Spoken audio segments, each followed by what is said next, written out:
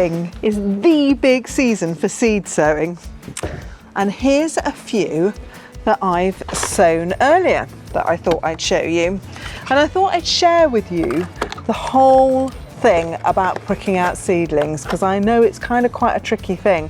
I've got a few different things in here actually. I've got some ruby chard, rainbow chard. This is one called Bright Lights. And I could prick those out, but I'm going to start with these. This is calendula, the pot marigold. And the reason I'm going to start with these is you can see they're getting all a bit drawn up towards the light. So they really, really do need pricking out and sorting out. So I'll start with those. And I've got my little tray here, and these are old bedding plant trays, and I'm just recycle them, just giving them a rinse out and reusing them. They're perfect for growing on things like this.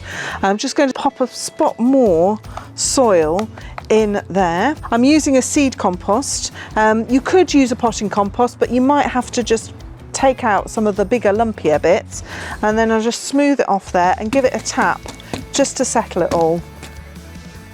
I'm going to take, this is a plant label, but a lot of people, you could use a little dibber or you could use a pencil. People use all sorts of things, and I'm going to use this just to pull out these little seedlings. Crucial thing to remember about this is probably over 100 seedlings in here. Now, do you really need 100 calendula plants for your garden? Chances are you probably don't.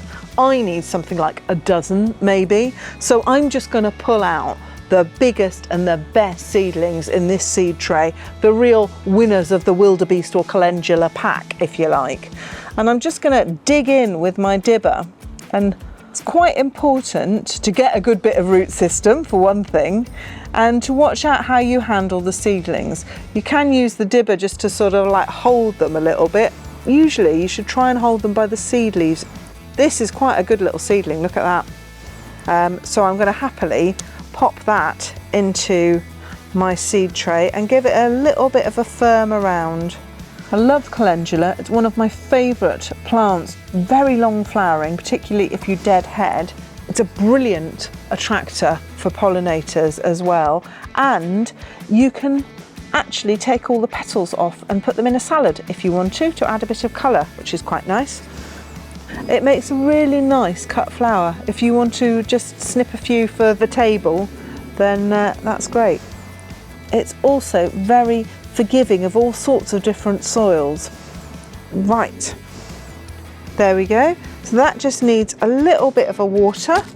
And last job is to do a label.